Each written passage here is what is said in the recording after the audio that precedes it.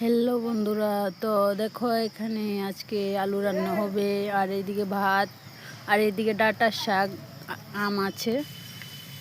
আর এদিকে দেখো পেঁয়াজ লঙ্কা রসুন দিয়ে দিয়েছে তেলে, এগুলো ভাজা হয়ে গেছে। আর এখানে শাকগুলো দিয়ে দিয়েছে, শাকগুলো খেতে অনেক ভালো লাগে ভাজার পর।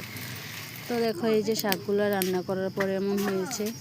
আর এদিকে আলু লঙ্কা দিয়ে দিয়েছে, এগুলো রান্না করবে।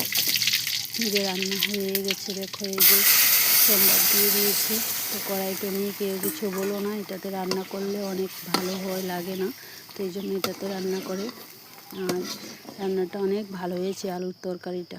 আর এদিকে দুধ দেখো, আর এদিকে আছে মুরগির ঝাল, আজকে রাতের খাবার এগুলা। আর কি করেছে দেখি, এই যে আছে আমের চাটনি এখানে, এগুলো কাঁচা আম আছে না, ছোট ছোট কাঁচা আমের চাটনি এগুলো। আর কি আছে দেখি এখানে নিচে, এগুলো শাক, এই যে শাক, এই যে। আর এইদিকে হয়েছে আলু, এই আলু কি দিয়ে রান্না হয় জানো? কাঁচা লঙ্কা আর হলুদ লবণ দিয়ে।